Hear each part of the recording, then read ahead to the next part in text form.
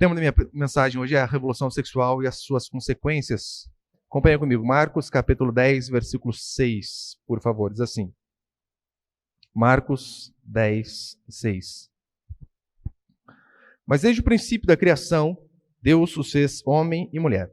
Por isso o homem deixará o seu pai e a sua mãe e se unirá à sua mulher, e os dois serão uma só carne. Assim, já não são mais dois, porém uma só carne.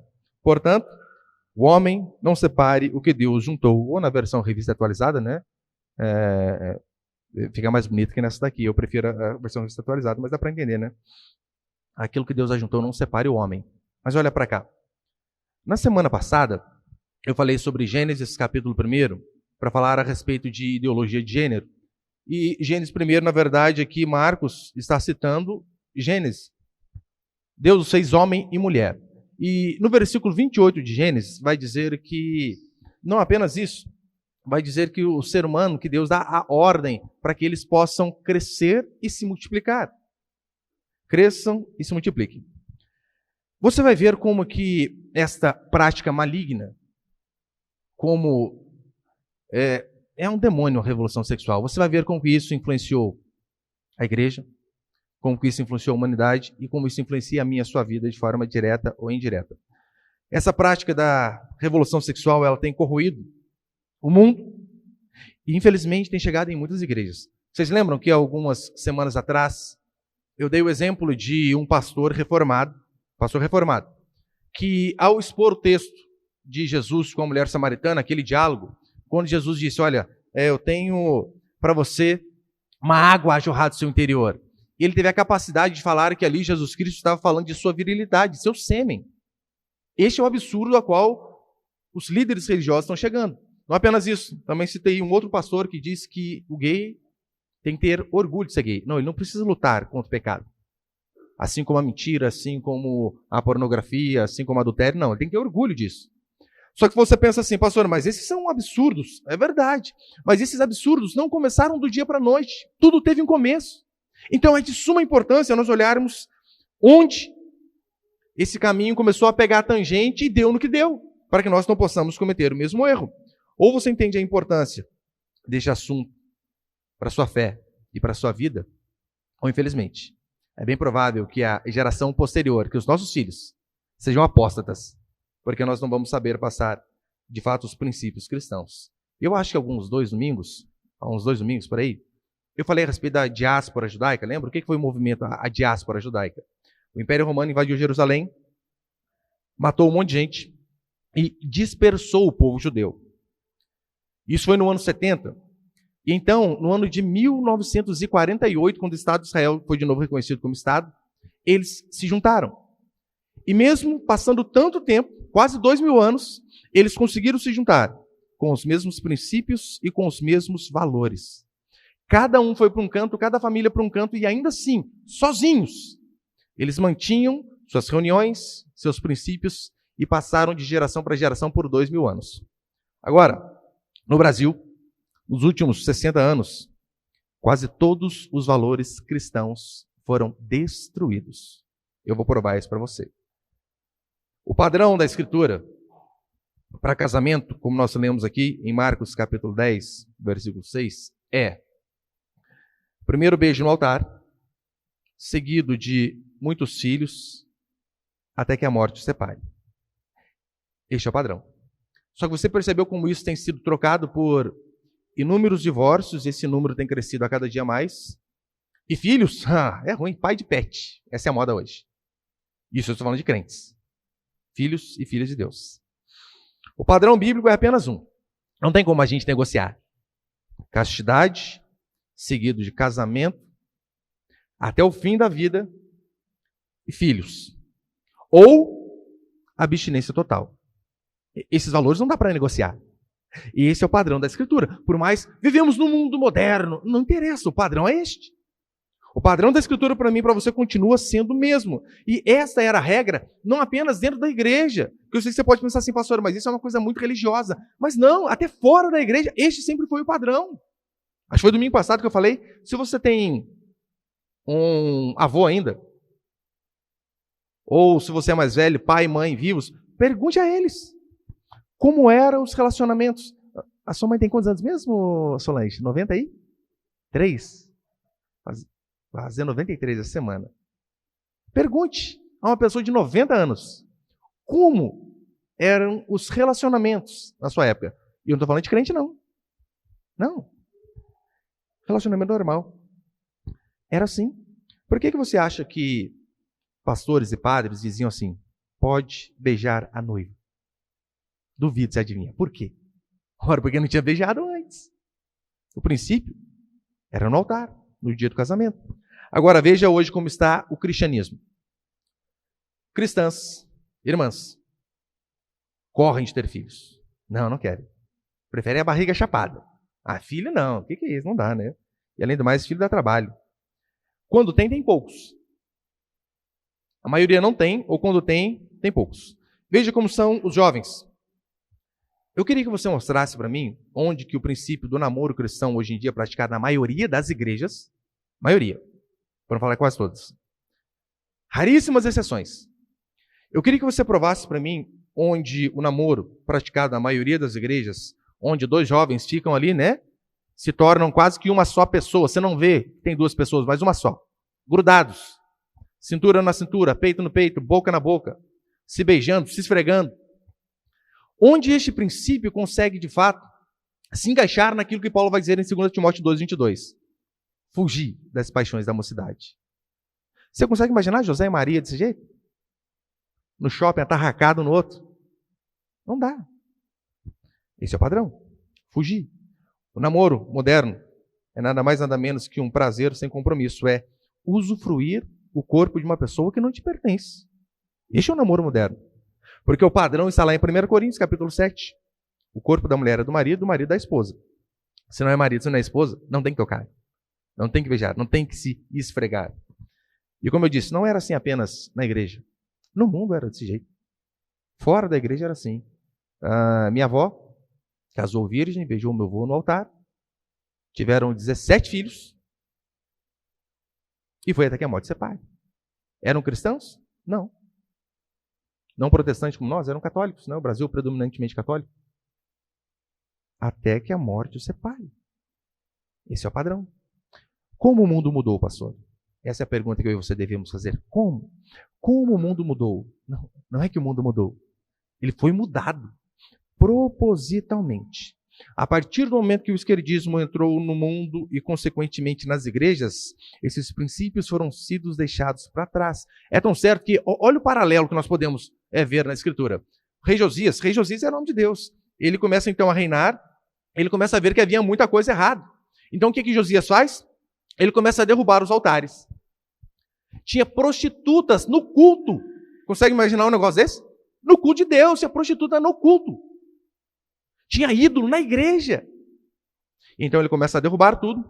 Só que ainda assim a Escritura diz que alguns ídolos, postes ídolos nos montes, ele não fez nada, deixou lá. Por incrível que pareça, há alguns ídolos e demônios que ainda permanecem na igreja. E nós temos que tomar muito cuidado, para que eles não acabem nos influenciando. Por isso a importância de saber aquilo que é correto e de onde vieram esses erros. De onde você acha que de fato vem? A mentalidade atual, o arranjo, né, de igreja, de namoro, de relacionamento. Não vem da Bíblia. De qualquer lugar, menos da Bíblia. A Bíblia não é usada mais para moldar a minha e a sua conduta. Mas a gente simplesmente pega ali, né, e adapta o que dá, o que não dá, a gente acaba esquecendo. Sabe de onde veio esse arranjo de igreja que nós vemos hoje? Movimento contra a cultura da década de 60. Contra a cultura, por que contra a cultura? Basicamente contra a cultura cristã, porque no Ocidente o que predomina é a fé cristã. Então essas pessoas se levantaram contra justamente o cristianismo. E veja como as coisas vão perdendo valor. Olha, talvez uma das coisas mais sagradas que você possa fazer na sua vida, sabe o que é? Casar. Oh, Deus. A Bíblia vai dizer que o casamento, né, o homem e a mulher, é um símbolo de Cristo e a igreja, de nós e Cristo. É fantástico. Casamento é algo fabuloso. Você percebeu que até o casamento hoje em dia, eles estão mudando algumas coisas? A maioria dos homens, pelo menos acho que eles casaram aqui, a maioria é tudo antigo, né? Antigo não, experiente. Vocês casaram de terno, irmãos? Quem casou aí? Casou de terno? Casou? Sapato. Hoje está caindo, sabia essa moda aí? Hoje é tênis. Naicão no pé já era. É uma forma de se rebelar contra o sagrado. E tem pastor fazendo isso. Ditando modinha. Você não coloca um tênis para você ir diante de um juiz. Você vai da melhor maneira possível. Entrevista de emprego. Você põe lá a sua melhor roupa, o seu terno, a sua gravata. Duvido você põe um All-Star. Não põe.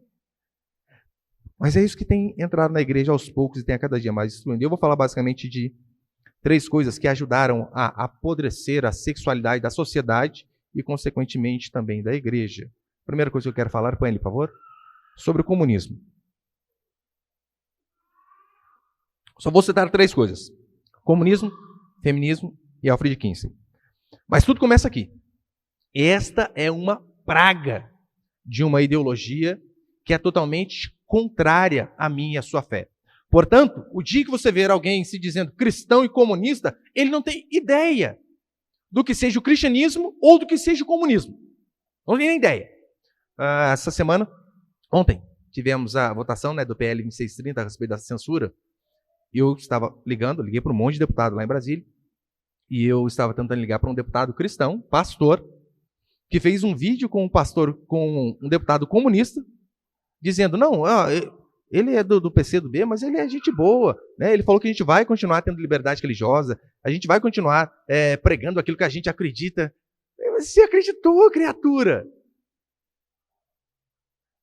Um dos pilares do comunismo é destruir o cristianismo, a nossa fé.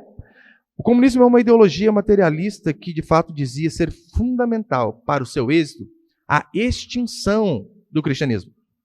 Extinção. Eles tentaram fazer isso, literalmente, na bala. Agora, comunista, gente boa, você não entendeu nada. Só que, como eles não conseguiram, surgiu um movimento chamado de revisionistas, basicamente, formado por Gramsci e pela Escola de Frankfurt. O que eles fizeram? Marx tentou ganhar o poder na base da força, eles não conseguiram. Então, esses homens, sabe o que eles fizeram? Eles foram mais inteligentes, eles dizem, não, precisamos mudar. Vamos fazer o seguinte, vamos tentar ganhar primeiro a cultura, da cultura a gente consegue ganhar o poder. E você sabe, a cultura ocidental é moldada basicamente pela fé cristã. E eles diziam que este era o grande perigo, que a fé cristã cegava o povo. Tanto é que, olha uma das frases de Marx, a religião é o ópio do povo, é uma droga. É uma droga que fica iludindo as pessoas. E é por isso que eles querem nos destruir o tempo todo. Então, Marx não conseguiu fazer a revolução. Sabe o que eles fizeram? Eles foram mais inteligentes. Olha, nós não conseguimos conquistar a economia para dominar a cultura. Vamos fazer o contrário. Vamos dar um jeito de dominar a cultura para daí, então, conquistarmos a economia. Vocês se lembram que eu falei aqui domingo? Olha, domingo era o mesmo assunto, Só que eu estava pregando Lucas de forma positiva. E eu falei sobre como a cultura ela está decadente. E uma das formas que nós vemos, por exemplo, através da música. A música é cultura e nós assimilamos aquilo lá. E eu dei o exemplo da música sertaneja. A música sertaneja raiz antiga, Leandro Leonardo, João Paulo Daniel, Tunique Tinoco. Essas canções falavam sobre o campo, sobre as estações, sobre o amor de um homem para com uma mulher. E o sertanejo hoje? Chifre, traição, paga em dobro que te fez. É assim. E nós não percebemos, essas coisas vão nos alimentando. A cultura. Gramsci teve essa sacada inteligentíssima, precisamos fazer isso. George Lucas, ele diz assim, quem nos salvará da cultura ocidental? George Lucas, ele sabia, alguém precisa nos livrar dessa peste chamada cristianismo. E ele dizia, o que nós precisamos fazer então para nos livrar? Olha, nós precisamos de fato destruir a moralidade cristã, a sexualidade cristã, porque se nós destruirmos a sexualidade cristã, fazermos uma bagunça nos seus relacionamentos, consequentemente vamos conseguir sim destruir o cristianismo. É tão certo que Herbert Marcuse, Freud e tantos outros, eles tentaram banalizar a sexualidade. Banalizar. Porque assim você enfraquece uma sociedade, você apodrece uma sociedade. Eles queriam banalizar até o incesto. Normal. Não, relação íntima entre parentes, não tem problema. É tão certo que Lucas, capítulo 21, versículo 34, versículo que eu preguei domingo, diz assim, Acautelai-vos por vós mesmos, para que nunca vos suceda que o vosso coração fique sobrecarregado com as consequências da orgia, embriaguez, das preocupações deste mundo. E lembra aqui, o contexto era Jesus dando sinais da sua volta. E ele disse que um dos sinais da sua volta, quando ele estivesse às portas, é que as pessoas se perderiam em orgias. Banalização da sexualidade. Eu dei exemplos aqui de que hoje em dia tem se tornado normal o relacionamento aberto. O que é o relacionamento aberto? Você tem compromisso com uma pessoa, mas não um compromisso de fidelidade mútua. Você se relaciona com ela, mas se ela quiser sair se relacionar com outro, também não tem problema. Contando que volte para você depois, está tudo certo. É o caridoso, né? Aquele que cede a mulher para o outro, a mulher que cede marido para o outro. E isso tem crescido no meio de artistas. Há casais que fazem maior sucesso na internet mostrando o relacionamento a três, o famoso trisal. Normal. 2 mulheres e um homem, 2 homens e uma mulher, 3 homens, 3 mulheres. É banalização da moralidade. Lembra daquela frase? Faça amor, não faça guerra? Vem de Robert Marcuse. Movimento contra a cultura. Contra qual cultura? Contra a nossa cultura cristã. Então, esses movimentos de movimento hippie. O movimento hippie também pregava a mesma coisa. Marxismo fala do repúdio. Repúdio, primeiro, a nossa fé, a propriedade privada. Eles falam de liberdade sexual, porque eles sabem um mundo perdido onde ninguém é de ninguém. Não há sociedade que se sustente, eles fazem o que eles quiserem. Este é o grande objetivo deles. Portanto, os comunistas sempre foram contra a família. Sempre odiaram a família. Eles querem destituir toda e qualquer família. Porque se você dorme com todo mundo, não tem como ter família. Não tem lógica, como assim? Vai ter família se ninguém é de ninguém? Então o objetivo deles, primeiro, dessa peste chamada comunismo, é destruir o pilar do Ocidente, a nossa fé, acabar com as famílias, propriedade privada e acabar com o cristianismo. Então, o comunismo de fato é uma praga. Mas a segunda coisa, o segundo demônio que nós temos, a segunda praga que tem infestado a sociedade, tem entrado nas igrejas, é o feminismo. Você sabia que um dos temas mais recorrentes no feminismo é a liberdade sexual? Porque as mulheres se achavam presas demais. Como assim? Os homens saem, bebem, vão ao bar, nós não podemos fazer isso, queremos os mesmos direitos. Elas dizem que lutam pelos direitos das mulheres. Mentira. Isso é apenas uma desculpa. Elas lutam pela liberdade sexual. Ana Carolina Campanolo, ela diz que o feminismo podia facilmente ser chamado de revolução sexual. É tão certo que se você estudar um pouquinho só o feminismo, você vai ver que as suas expoentes, por exemplo, Simone de Beauvoir, ela tinha um relacionamento aberto com John Paul Sartre. Só que essa mulher, ela em carta aberta, ela conta que ela aliciava crianças, ela dava um jeito e chavecava as crianças para ficar com o marido. Crianças. Isso é um grande nome do feminismo. E em carta aberta, ela falou sobre o direito das crianças e adolescentes de manter relações com qualquer pessoa de sua escolha. Crianças. Você vai ver como isso tem influenciado a igreja. Isso é uma citação de Ana Carolina Campanolo. Uma outra mulher chamada Margaret Sanger, ela era a favor da liberação sexual, marxista também. Era casada, é verdade, tinha 3 filhos, sim, mas também tinha amante. Ela defendia a eugenia. Sabe o que é eugenia? Eugenia é quando você defende uma classe, os bem-nascidos. Para ela, deficientes, negros e outras pessoas não deveriam nem existir. Tanto é que ela é conhecida como Hitler de saia. Queria eliminar essas pessoas aí. É tão certo que no ano de 1921, ela fundou a Liga Americana para o Controle de Natalidade. E em 1942, ela fundou a Planned Parenthood. O que seria isso? Apenas uma associação de aborto para que crianças fossem assassinadas. Ela fundou. Em 2018, eles tiveram um lucro de 245 milhões de dólares. E um recorde de aborto, 345 mil e cacetado. Você tem noção do que é isso? 345 mil crianças mortas em apenas um ano. Essa é feminista. Põe a foto ali, por favor. Acho que eu coloquei ali. Tem até o link depois para quem quiser. A Organização Abortista estabelece novo recorde de abortos em um único ano. Quantos? 345.672. Mas para elas é algo maravilhoso, algo bonito. Esse povo, essa organização, financiou os cientistas para inventar, sabe o quê? Pílula anticoncepcional. Sim, a pílula anticoncepcional foi inventada por mulheres malignas que detestavam a fé cristã. Pastor, qual a fonte disso? O próprio site deles. Eles não escondem. Eles fazem questão de deixar lá, expresso. Eu coloquei a tradução ali, põe, por favor, para frente. Pode pôr mais. Em 1948, a paternidade planejada concedeu uma pequena bolsa aos biólogos Gregory Pincus, John Rock e Max Cheng, não sei se assim pronuncia, para conduzir pesquisas sobre uma pílula anticoncepcional. Próximo. Em 1956, o primeiro teste em humano em grande escala da pílula anticoncepcional foi realizado em Porto Rico. A etapa foi fundamental para o desenvolvimento da pílula na época, mas o teste realizado em mulheres porto-riquenhas foi feito sem consentimento informado. Não precisa nem explicar, né? Além dessas mulheres malignas desenvolverem a pílula anticoncepcional, ainda fizeram o teste sem avisar as outras pessoas. Põe próximo. Não, esse aí não. Tem outro? Volta aí para ver. Aí, esse.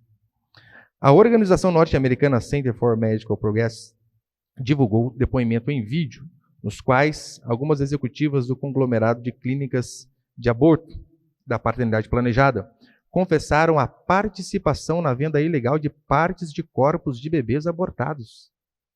Oh, Deus! Põe para frente, por favor, ali, Samuel.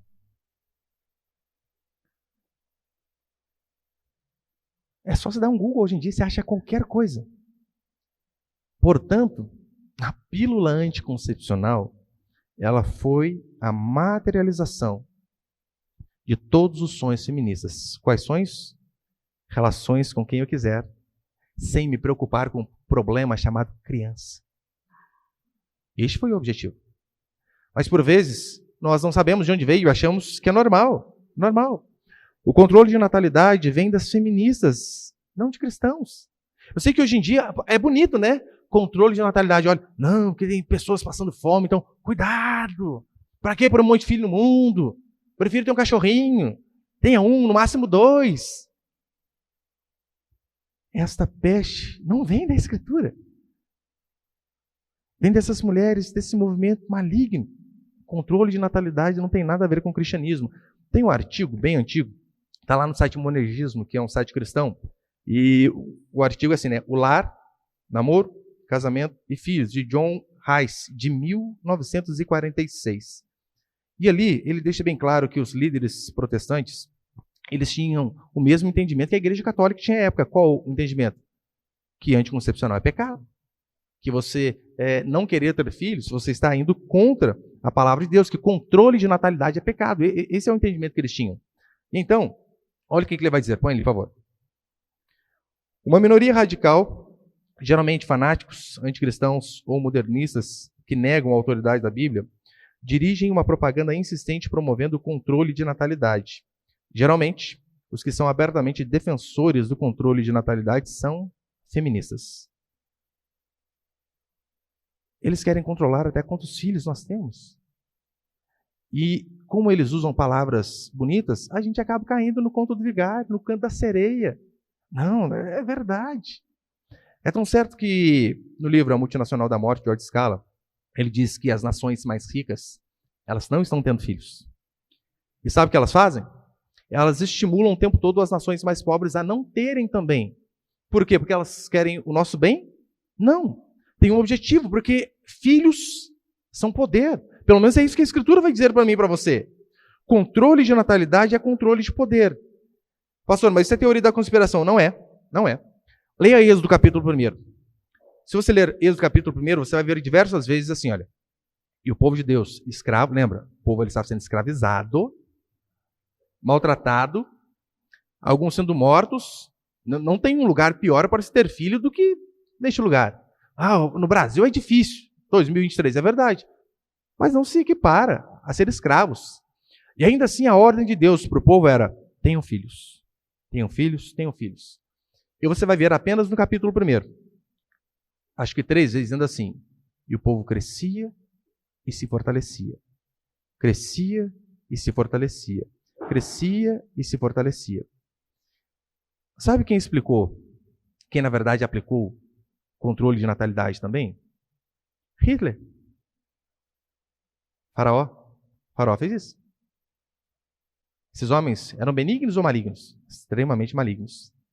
É tão certo que, enquanto os alemães dominavam os russos, um dos serviçais de Hitler, Himmler, olha, ele era basicamente um dos que funcionava na questão da propaganda nazista. Olha o que ele dizia, põe para frente ali, por favor. Se deve inculcar à população russa, por todos os meios de propaganda, que um grande número de filhos não representa senão uma carga pesada. Há que insistir nos gastos que os filhos ocasionam, das boas coisas que se poderia ter com o dinheiro que se gasta com eles. A lei não castigará o aborto, haverá que facilitar a criação de instituições especiais para o aborto. Como? Hitler já tinha essa noção. Não, o povo não pode ter filho, não. Porque eles vão se fortalecer. Vê se não é verdade. Cristãos têm 1, quando muito 2. E olha lá. A pessoa que perde a cabeça hoje em dia tem 3. Por que você acha que os muçulmanos estão dominando a Europa? Alternativa A. A média deles é de 7 filhos. Alternativa B, muitos filhos. Alternativa C, vários filhos. Filhos. Filhos são poder, é o que diz a Escritura. Está a explicação de como o mundo mudou. Os antigos, como disse minha avó com 17, apenas 10 chegou, apenas 10, né? 10 chegaram à idade adulta. Mas os antigos, eles tinham muitos filhos, numa época mais pobre, ou seja, eles davam muito mais ouvidos ao Criador do que nós, hoje em dia, damos. Eles, de fato, acreditavam no Salmo 127, que vai dizer assim: herança do Senhor são os filhos, o fruto do ventre, seu galardão. Como flechas na mão do guerreiro, assim os filhos da mocidade. Feliz o homem que enche deles a sua aljava, não será envergonhado quando pleitear com um inimigo à porta. Olha a ilustração aqui. Filhos são como flecha. Naquela época, flecha era a arma de se lutar, de se sobreviver. Então, quanto mais flechas você tinha na aljava, na bolsinha ali, mais chance de você avançar você tinha. Os antigos olhavam para o Salmo 127 e diziam: filho é bênção. Os crentes modernos olham para o Salmo 127 e dizem: filho é gasto, filho é prejuízo. Eu não posso viajar, não vou poder fazer isso, fazer aquilo. Quem estava certo? Eles. E terceiro e último para encerrar, põe por favor.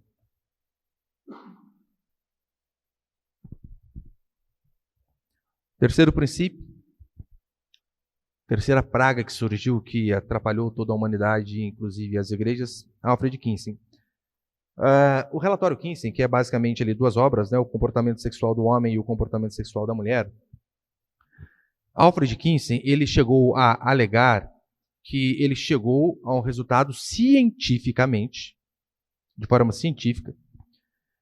Ele chegou à seguinte conclusão: reprimir os desejos sexuais fazem mal. E ele disse que ele chegou a esse resultado cientificamente. E qual foi a forma que ele comprovava isso? Ele filmava seus pacientes tendo relações. Então ele chegou a essa conclusão: reprimir os desejos sexuais faz mal à saúde. É engraçado que na Escritura você vê o oposto, né? O homem de Deus em tudo se domina. Gálatas 5, um dos frutos do Espírito, domínio próprio. Fugir das paixões da mocidade. Mas ele não. Ele diz que tem que liberar geral. Mas então foi descoberto mais adiante que os seus dados eram todos mentirosos e que, na verdade, uma das mentiras dele não foi que ele fez uma pesquisa com a população normal dos Estados Unidos. Ele fez questão de usar criminosos sexuais para fazer a sua pesquisa. Uma das suas fontes de referência era um homem que já tinha abusado, um pedófilo que já tinha abusado de 800 pessoas. Então ele pegou o comportamento daquelas pessoas pervertidas, sexuais, e disse: este é o comportamento de todos. E o problema foi que muitas pessoas chegaram à conclusão de que não, se foi uma pesquisa, é porque todo mundo é assim. Então, olha, vamos segurar os nossos desejos para quê? Para quê?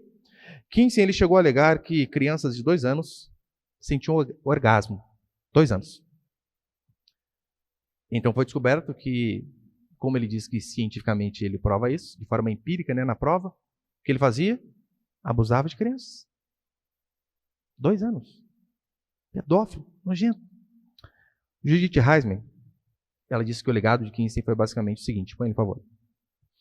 Sexo não é nada, de modo que é certo com animais, como homossexuais, adultos e crianças de qualquer idade. Apenas tente obter consentimento. Tente. Kinsey investiu 30 anos de sua vida para provar que quando o que está em jogo é a intimidade de cada um, o normal e o anormal são meras convenções. Isso aqui é uma matéria da revista super interessante. Eles falam isso no sentido positivo, infelizmente. Claro, né? São ateus. Então você lembra de uma canção do Lulu Santos? Que é Toda Forma de Amar? Eu acho que, se eu não me engano, tem uma versão da Malhação, uma das mais recentes, que é alguma coisa nesse sentido também, né? Toda Forma de Amar. De onde vem essa inspiração? Daí? Pessoas extremamente perversas. Daqui a pouco tempo, não estranhe, não se espante se nós vermos em novelas relações entre adultos e crianças como se fosse algo normal. Ah, pastor, mas isso é um absurdo. Não, não é. O início já foi dado. Lembra, eu falei domingo aqui sobre a decadência moral da sociedade? E eu não lembro exatamente o nome das novelas, mas eu lembro que a Globo uma vez lá, acho que o primeiro beijo gay em rede nacional foi no último capítulo da novela. Eu não lembro qual era o nome da novela. O último capítulo da novela, colocaram, né, aquele selinho entre 2 homens. Último capítulo. A novela seguinte, isso foi numa sexta, reprisou no sábado, a novela seguinte começou na segunda. A novela anterior, seu último capítulo teve um beijo gay. A novela posterior, no primeiro capítulo, tinha a Fernanda Montenegro beijando uma outra mulher lá, 2 senhoras se beijando. Esse é o caminho natural do mundo. Esse é o caminho natural dessa podridão. Daqui a pouco tempo você vai ver. É normal porque, ora, toda forma de amor, toda forma de amar é justo. Agora, como o mundo e o cristianismo mudaram de 60 anos para cá? É por conta disso. Porque os cristãos, vendo esses absurdos, não fizeram nada. Não se colocaram contra. Aceitaram de forma mais pacífica possível.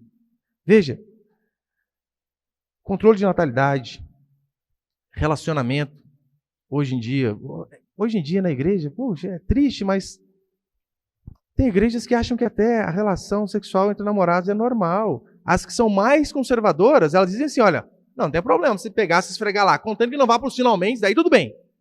Isso as mais conservadoras. E não percebem que beberam dessa água.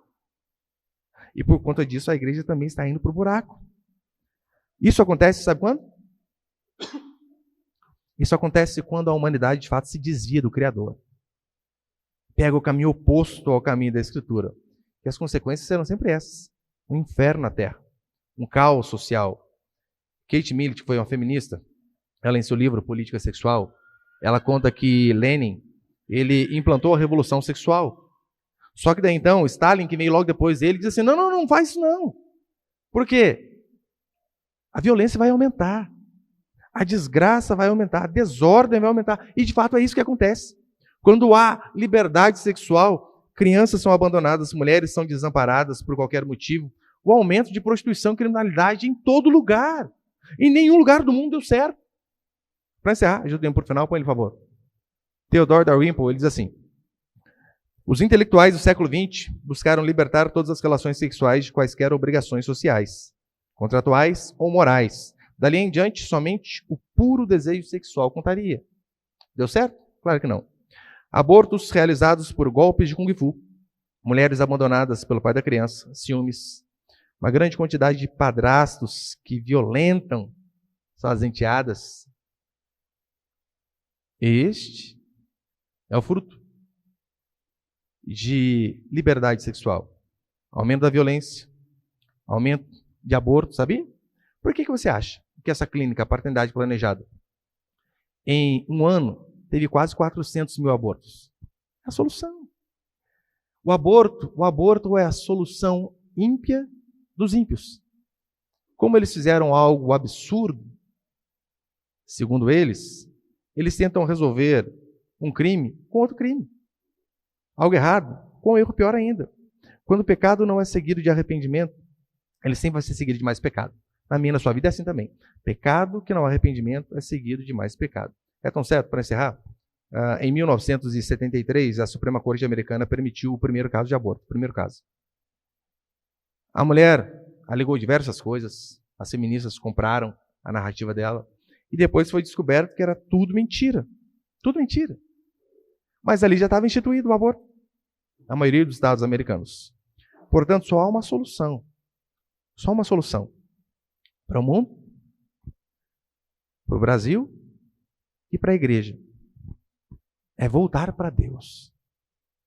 É olhar para a Escritura com um padrão de fé e de conduta.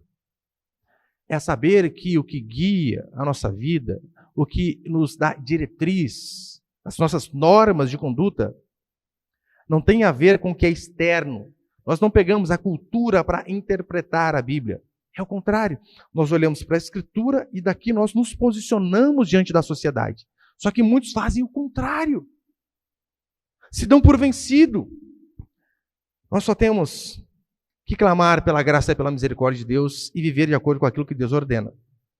Porque é só assim que é possível uma sociedade ser transformada. E eu acredito nisso, sabe por quê? Porque eu vejo que esse evangelho ao qual nós pregamos, ele foi pregado no mundo onde a pedofilia era tolerada. No mundo grego, o relacionamento heterossexual era raridade. Era mais para a procriação da espécie. O normal era o relacionamento homossexual. E então, neste lugar onde havia a cultura de adorar deuses através de relação íntima, haviam ninfas, prostitutas cultuais.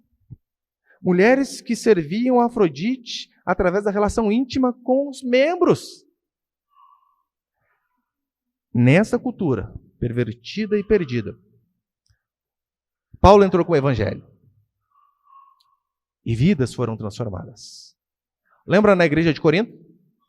Na igreja de Corinto tem um caso onde um filho tem um caso com a madrasta. Isso as interpretações gerais, né? Lembra? O cara tem um caso com a madrasta. Porque Paulo diz assim, como ousam deixar no meio de vocês alguém que tem um caso com a mulher de seu próprio pai? Acredita-se que é a madrasta, mas ainda tem a possibilidade de ser a mãe. A mãe. Porque Paulo não especifica. Este era o lugar onde Paulo levou o evangelho. E ainda assim, num lugar perdido e pervertido como esse, vidas foram transformadas ali. É por isso que isso aconteceu em Coríntios. Tanto é que havia até o verbo, corintianizar. Daí que vem o time Corinthians também. Vem de lá. A perversidade, permissividade terrível. Mas ainda assim, o evangelho, quando entrou num lugar promíscuo desse, houve transformação. É por isso que o evangelho é a solução para o mundo. O que o Estado pode fazer para crianças abandonadas? Meninos que viram seus pais indo embora. Mulheres que foram abusadas. Pessoas viciadas em sexo. Nada. O Estado não pode fazer nada. Nenhuma ação do governo tem o poder de curar esses corações corrompidos pela sexualidade. A não ser o evangelho. Não há esperança nenhuma para o mundo. A não ser que nós continuemos pregando aquilo que acreditamos que é correto e venhamos a viver da mesma forma. Para que as pessoas olhem em nós e vejam, olha, o retrógrado ali, olha o ultrapassado. É legal que em alguns lugares que eu vou, o meu carro normalmente, quando está só a minha família, já está passando um, por causa das crianças. E às vezes eu chego em algum lugar com 4 crianças, por enquanto, me chamam de louco. É tudo seu. Cabe mais. Somos loucos. Mas nós estamos preocupados em obedecer a Deus ou à cultura? A não ser que exista um Deus capaz de transformar água em vinho. A não ser que exista um Deus capaz de transformar trevas em luz, pecadores em santos. Não há solução para o mundo. Mas a boa notícia que eu tenho para vocês é esta. Este Deus ainda reina. por mais que sejam poucas igrejas. Mas este Deus ainda reina. E nós devemos lembrar que Deus nos ordena a viver de forma santa, aguardando a sua vinda. Não importa. Por mais que o mundo possa se deteriorar a cada dia, que Deus nos dê a graça de permanecermos fiéis, santos, incorruptíveis, mesmo em meio à Babilônia, mesmo em meio à perversidade. Não interessa se o seu vizinho, ao morar 3 pessoas juntas lá, o problema é deles.